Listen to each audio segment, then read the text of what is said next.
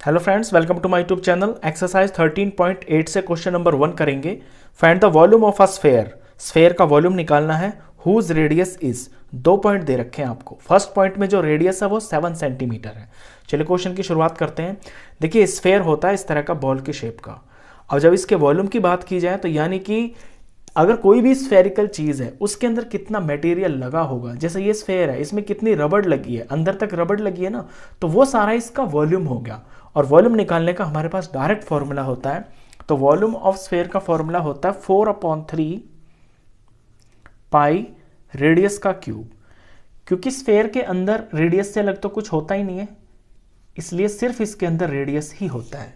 Values put कर देते हैं तो 4/3 पाई की जगह 22/7 लिया जाता है।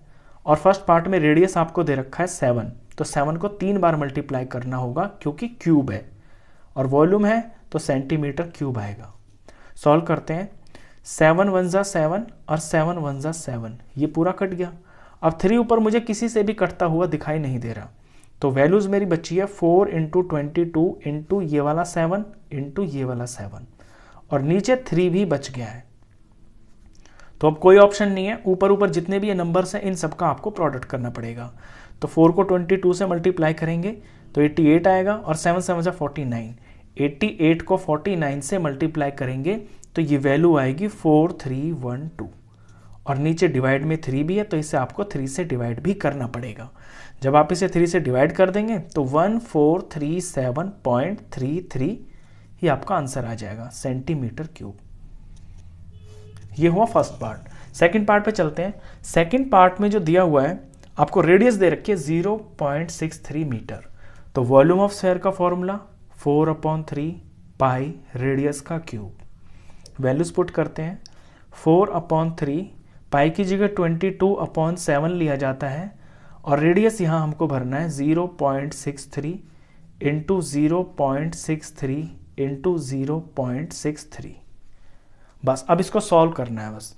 तो सॉल्व करने के लिए देखिए, ये जो 0.63 है, अगर इसका डेसिमल थोड़ी देर के लिए इग्नोर कर दे तो ये 63 हो गया। 63 7 से कटता है, 7 1 जा 7 और 7 9 जार 63 होता है।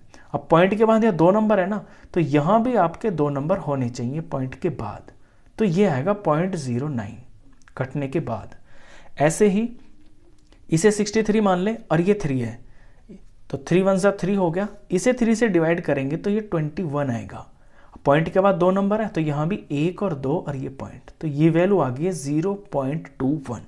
नीचे तो कुछ बचा नहीं है। अब ऊपर ऊपर जो आपका बचा है 4 × 22 इंटू में 0.09 इंटू में 0.21 इंटू में 0.63। अब इन सब का आपको प्रोडक्ट करना है। प्रोडक्ट करने का सबसे सिंपल तरीका ये होता है कि आप पहले डेसिमल को भूल जाएं कि डेसिमल है, सिर्फ जो नंबर्स है ना आप उनका प्रोडक्ट करें।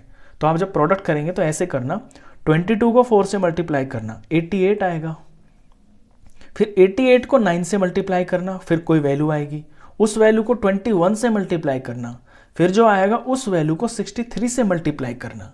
जब इन सबका आप प्रोडक्ट करेंगे तो ये वैल्यू आएगी 1047816। इसके बाद आप काउंट करेंगे पॉइंट के बाद टोटल नंबर्स कितने हैं आपकी मल्टीप्लिकेशन में। मैं देखता हूं यहाँ पॉइंट के बाद 2 नंबर है, यहाँ पे 2 नंबर है और यहाँ पे 2 नंबर है, तो टोटल ये 6 नंबर बनते हैं। तो आंसर में भी पीछे से 6 नंबर्स छोड़कर ही डेसिमल लगेगा। 1 2 3 4 5 6 यहाँ पे लग जाएगा। क्वेश्चन ये मीटर का है तो मीटर का क्यूब हो गया। अब पॉइंट के बाद यहाँ इतना सारा बड़ा नंबर आ रहा है तो मैं इसको राउंड ऑफ भी कर सकता हूँ। तो राउंड ऑफ करने के लिए मैं देखता हूँ यहाँ 0 है, यहाँ 4 है, यहाँ 7 है, तो मैं इसको पॉइंट के बाद 2 नंबर तक की वैल्यू में राउंड ऑफ कर लेता हूँ। तो मुझे पॉइंट के बाद 1.0 तो यहाँ रहेगा ही, पीछे जो सब कुछ है इस सब का मैं एक ही कोई नंबर बना लेता हूँ। तो मैंने देखा यहाँ 4 7 है, 4 7 को अगर देखें तो 47 हो गया। अब 47 50 के पास होता है, तो 47 के पास जैसे 50 हुआ तो 47 की जगह हम 50 लिख सकते हैं, और 50 का भी 0 हम काट सकते हैं क्योंकि पॉइंट के बाद नंबर की वैल्यू होती है, 0 की नहीं होती है। तो इसे राउंड ऑफ करके हम ये भी लिख सकते हैं। तो ये मीटर क्यूब हो गया। कैलकुलेशंस मल्टीप्लिकेशंस मैंने वीडियो में नहीं किए क्योंकि इसमें कैलकुलेशंस लंबी लंबी होती है, वीडियो खामखाम लंबी हो जाएगी। सिर्फ समझने के लिए इतना सिंपल सा है कि फॉर्मूला लगाना है और आपको मल्टीप्लाई करना, आंसर आ जाएगा।